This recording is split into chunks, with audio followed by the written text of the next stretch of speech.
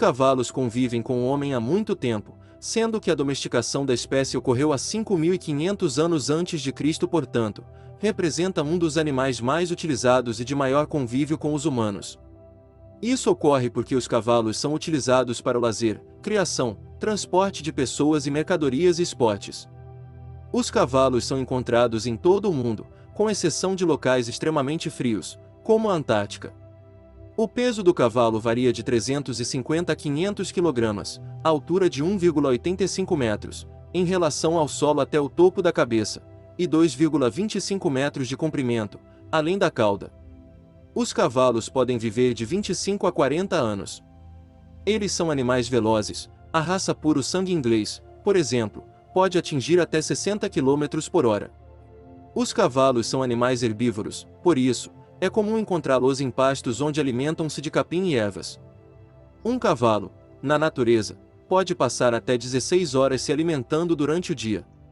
Quando os cavalos são criados pelo homem, eles podem ainda ser alimentados com rações ou milho. Cavalos que ficam confinados por muito tempo podem desenvolver distúrbios emocionais. Isso significa que comportamentos anormais nos cavalos podem indicar que o manejo do animal esteja ocorrendo de forma incorreta. Os cavalos exibem uma variedade diversificada de cores de pelagem e marcações distintas, descritas por um vocabulário especializado.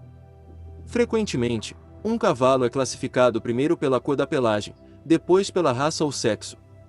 No Brasil, a criação de cavalos está associada com as atividades da pecuária. Existe uma tendência de crescimento da utilização do cavalo de lazer e especialmente do cavalo de esporte que são utilizados em campeonatos e em tratamentos fisioterápicos.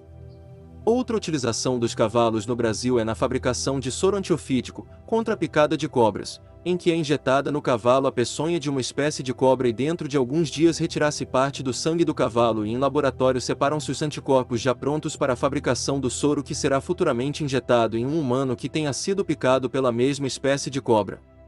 Os cavalos bebês podem andar e correr depois de apenas algumas horas após o nascimento. Muitas pessoas pensam que quando um cavalo está deitado significa que está doente. No entanto, essas criaturas podem dormir em pé ou deitadas. Um grupo de cavalos não vai dormir ao mesmo tempo, pelo menos um deles ficará acordado para cuidar dos outros. Um cavalo tem dentes enormes. O espaço ocupado pelos dentes é maior do que o ocupado pelo cérebro. Estudos mostraram que cavalos têm memórias excelentes, possivelmente até melhores do que a de um elefante. Muito obrigado por assistir. Comente que animal quer ver no canal.